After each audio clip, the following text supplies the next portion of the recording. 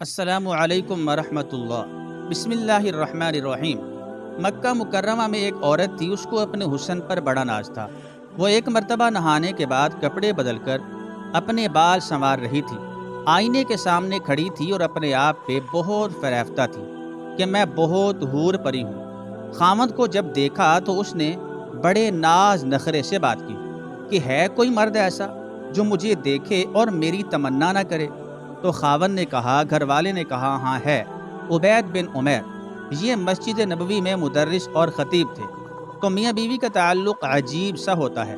آگے سے کہنے لگی، تو دے مجھے اجازت، میں تجھے دکھاتی ہوں وہ پھسلتا کیسے ہے۔ اس نے کہا، ٹھیک ہے، میں اجازت دیتا ہوں۔ عورت کو اجازت مل گئی اور وہ نکلی۔ پھر مسجد کے دروازے پر آ کر کھڑی ہو گئی۔ اب جب مولانا عبید بن عمیر رحمۃ اللہ علیہ مسجد نبوی صلی اللہ علیہ وآلہ وسلم سے باہر نکلے تو عورت نے پہلے اس طریقے سے بات کہی جیسے کوئی مسئلہ پوچھنے کے لیے کھڑی ہو۔ تو مولانا کھڑے ہو گئے۔ اس دوران اس نے اپنے چہرے سے نقاب کو ہٹا دیا، پردے کو ہٹا دیا۔ اس کا خیال تھا کہ جب وہ میرے حسن و جمال کو دیکھیں گے تو فریفتہ ہو جائیں گے۔ جیسے ہی اس نے ایسا کیا تو انہوں نے نظر ہٹا دی اور کہا، دیکھو، کیوں ایسے کام کے بارے میں سوچتی ہو جس سے تمہیں دنیا میں بھی ذلت اور رسوائی ملے گی اور آخرت میں بھی ذلت اور رسوائی ملے گی۔ اب یہ الفاظ ان کے منہ سے اتنے درد سے نکلے، وہ شرما گئی اور واپس آ گئی۔ شوہر نے پوچھا، کیا بنا؟ کہنے لگی، کیا مرد ہی نیک ہوتے ہیں؟ عورتیں نیک نہیں ہو سکتی؟ میں بھی نیک بنوں گی۔ اس کی زندگی بدل گئی۔ اس کے بعد روز وہ خاوند سے پوچھتی عشاء کے وقت کہ تمہیں میری ضرورت ہے؟ اگر کہتا ہاں تو وہ وقت خاوند کے ساتھ گزارتی، اور اگر وہ کہتا نہیں تو جبہ پہن لیتی اور ساری رات مصلے پہ عبادت کرتی۔ اس کا خاوند کہا کرتا تھا، پتہ نہیں عبید بن عمیر نے ایک فقرہ بول کے میری بیوی کو نیک کیسے بنا دیا۔ شکار کرنے کو آئے، شکار ہو کے چلے۔ تو یہ کیفیتیں ان کی اس لیے تھیں کہ پروردگار عالم نے ان کے دلوں میں ایک اثر ڈالا ہوا تھا۔ ایمان کامل ان کے دلوں میں تھا۔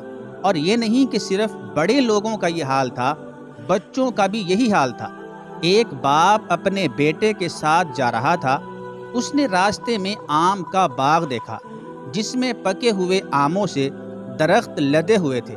بچے کے باپ کی نیت میں فطور آ گیا۔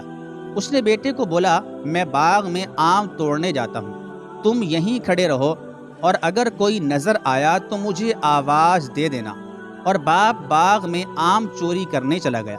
چنانچہ جیسے ہی خوشے کے قریب پہنچا تو بچے نے پیچھے سے آواز لگا دی، اے ابا جان، اے ابا جان، کوئی ہمیں دیکھ رہا ہے۔ تو وہ گھبرا گیا اور ویسے ہی واپس آ گیا۔ آگے دیکھا تو گلی میں تو کوئی بھی نہیں تھا۔ وہ بیٹے کی اس حرکت کو دیکھ کر سخت غصے ہوا اور بولا، یہاں تو کوئی بھی موجود نہیں جو ہمیں دیکھ رہا ہو۔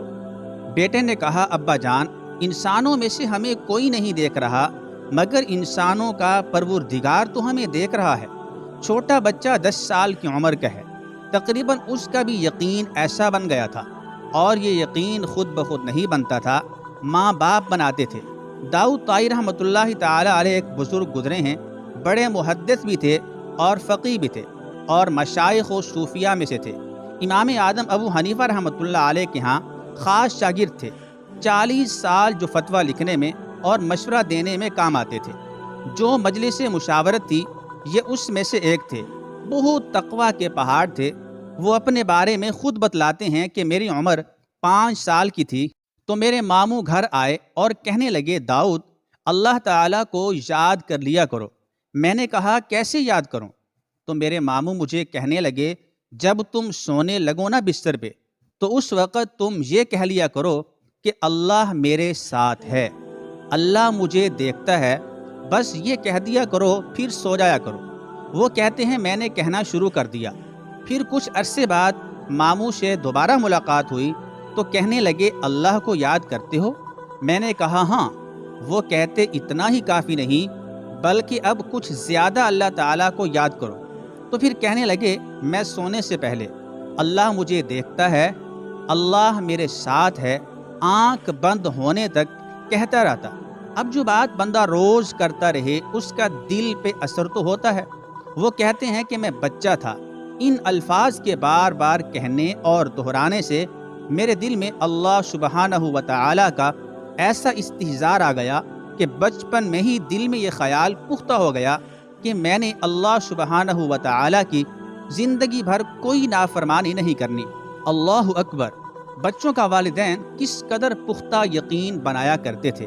دعا ہے کہ اللہ تعالیٰ ہمیں بھی اپنے بچوں کی صحیح تربیت کرنے کی توفیق عطا فرمائے۔ آمین ثم آمین۔